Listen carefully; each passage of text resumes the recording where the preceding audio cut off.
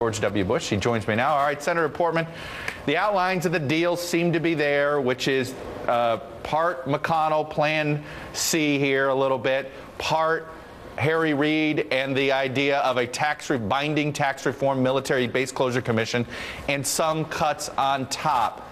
That's a plan that can get through this United States Senate? I think it can get through the Senate. I'm not sure it can get through the House. But, Chuck, I think we're in much better shape than we were just a few days ago, where we were talking about either going into this post-debt limit period with nothing, in other words, possible default, or, on the other hand, not having any cuts at all and simply allowing it to be extended. So it looks like we're back on track to have some meaningful, hopefully some credible spending reductions, which is what all the credit agencies and outside experts are calling for. And in the same context, putting together something that is binding over a short period of time, I hope, to deal with the longer-term problems. And you are comfortable with the idea of the up or down vote, no amendment. What will the makeup of this tax reform, I guess we're supposed to call it a joint committee because you guys don't want to use the commission word, I understand that. But how binding will this be? You've seen these base closure commission in the past. Is this going to be effective?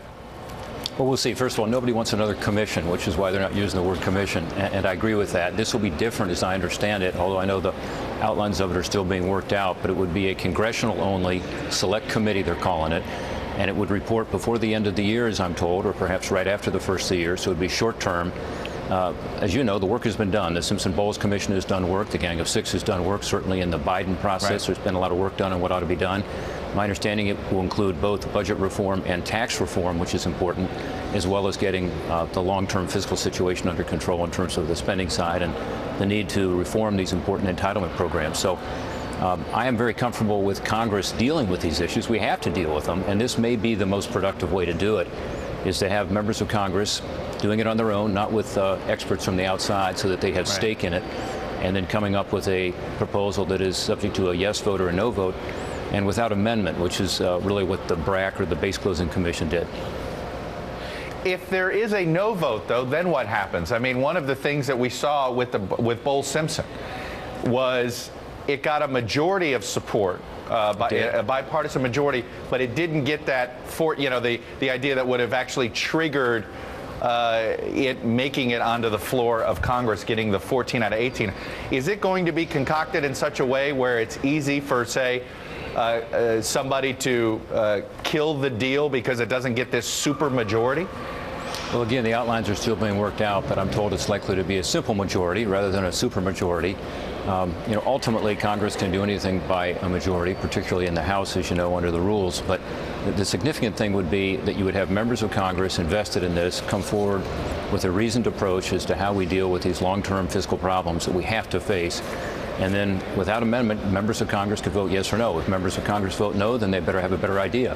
And then that will force that debate to occur. So I think, given the situation we're in, Chuck, and given the obvious failure of these talks to produce a long-term result, in other words, dealing with not just the $4 trillion numbers people are talking about, but frankly, we need to do even more to deal with our long-term fiscal imbalance. This may be the best option we have. I want to tap into your experience back when you were budget director for President Bush. Is there a lesson there that you take away when it comes to specifically the two wars and the prescription drug benefit, that it was a mistake not to pay for them at the time? Would we be in the situation that we're in with our national debt had at least say the prescription drug benefit had been paid for, or at least the Iraq war had been paid for? Well, if you look at what's happened in the last 4 or 5 years, it's primarily, as you know, due to the recession. When I left as budget director in 2007, we had a budget deficit of 1.2% of the economy. It's 10 times larger today. The president actually, at that year, I was able to propose a balanced budget over 5 years. Imagine that today. So actually, the economy was growing. You had about 4.5% unemployment. And when you go into a recession, obviously you have a lot lower revenues coming in. Unemployment went up, and we had the financial crisis in September of 2008. On top of that, of course, are these growing costs of entitlement programs, including Part D, which is the prescription drug package.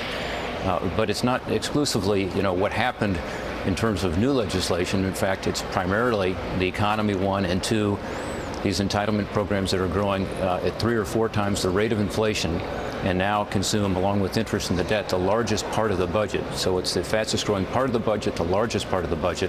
Right. And even then, those issues should have been dealt with. But we certainly have to deal with them now. We're at a point now where the budget deficit's at record levels, the debt at the size of the economy, 100% of the GDP of the economy. We simply have to deal with them, or we will have tremendous negative impacts on the economy. I would argue we're already seeing a lower growth rate and therefore higher unemployment because of this. But certainly going forward, we're going to have to deal with it, where our interest rates will skyrocket, we'll have inflation, we'll have a lower value of the dollar, and our economy will take a huge hit. So it's time to deal with it. I guess when it comes to, though, paying for the wars, is that something that we should be telling people more up front? Was that maybe a mistake of leaders in the past?